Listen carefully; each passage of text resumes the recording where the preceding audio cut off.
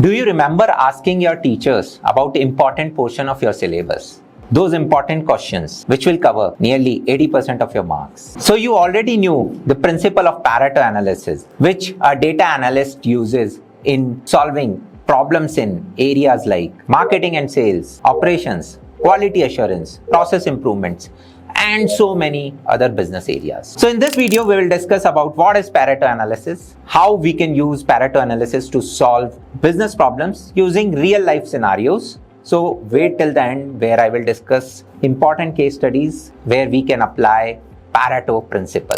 So what is this Pareto principle? In 1800s, an Italian economist Wilfred Pareto found out that 80% of the land in Italy belongs to 20% of the population. And he studied more about this phenomena, and he found out that this phenomena is present in nearly every sphere of life. Studies further also told us that yes, this 80-20 rule can be applied in many other business and real life problems. So what is this 80-20% rule?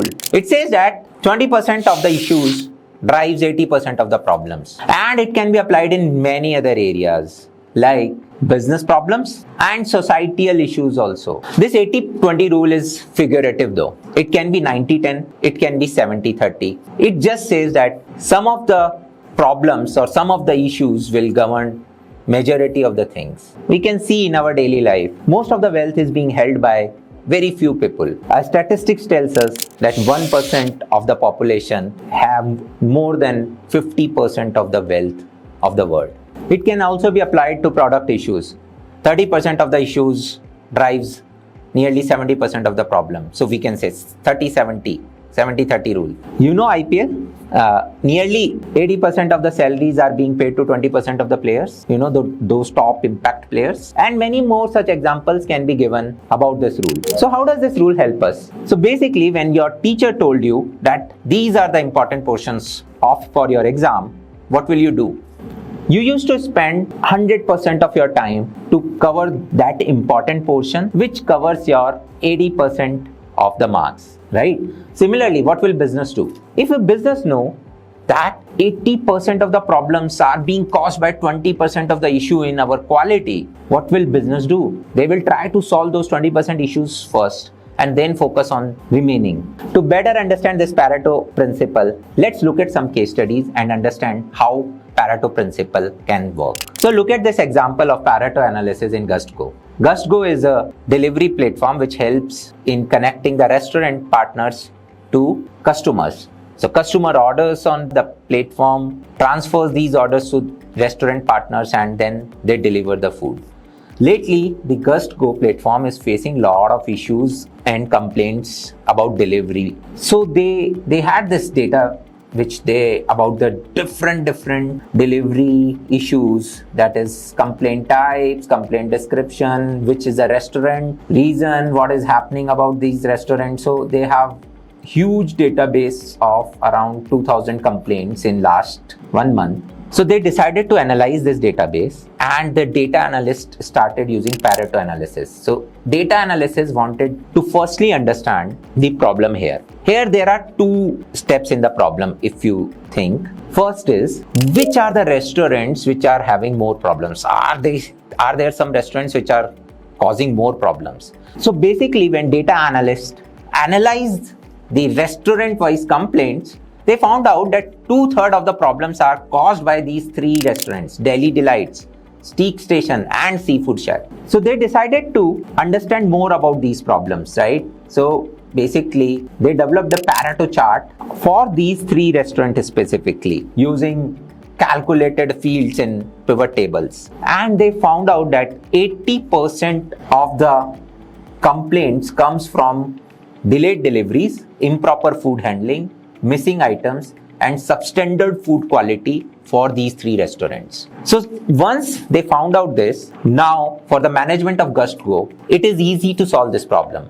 They can ask these three restaurants that, hey, these are the 4 problem areas and you need to work on these 4 problem areas. Let's work together. Or they can say, hey, can we remove these 3 restaurants from our delivery partnership? So this way, Pareto analysis helped GustGo management in understanding the business problem and Now, Gust Go management can use their resources effectively on these 3 restaurants and the 4 problems which are impacting the quality issues for these 3 restaurants. Let's take another example.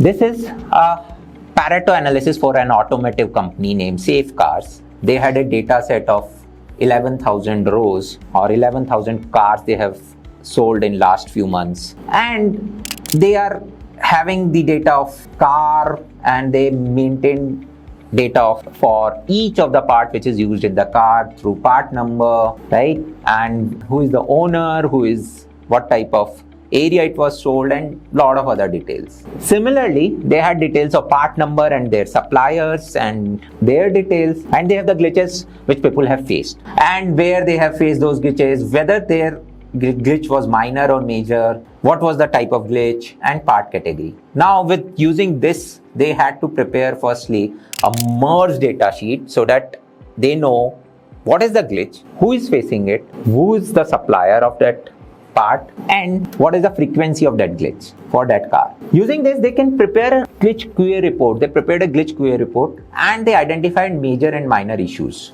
And this is one of the important things in Pareto analysis. You need to identify key issues first and then focus on 80-20 rule. For example, if we didn't do this major and minor classification and we had just glitches, what will happen? You can see in this data clearly that minor glitches are 96% of the total glitches. That means our whole analysis will shift on focusing on minor glitches, whereas major glitches like engine failure, brake failure are more important for car safety than minor glitches like seat issues or windscreen problems, right? So this way, it's an important step which an analyst learns only after working on multiple case studies.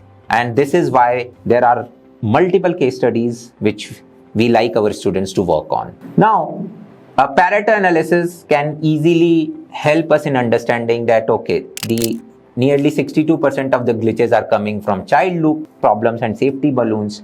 If we do a supplier-wise analysis, we can find out that these 2 suppliers, Child Lock Pro and Airshell Technologies, are contributing to 80% of the glitches. So what will you do? If I am the safe car management, I will ask these suppliers to either work on quality in next 2 to 3 months, or I will find new suppliers. This way, I am able to remove my 62% of the major glitches, and then I can work on remaining 37%. So do you understand why Pareto analysis is such a major tool for solving business problems for a data analyst? Because to solve business problems, it's not a perfect solution that is required. It's an optimal solution within the given resources that is required. The resources like time, people, and money. So hopefully you have learned a lot about Pareto analysis in this video. If you like this video, please share and subscribe this video. And also put a comment, and I will make more such videos on different analysis techniques which can be used in data analysis. Thank you.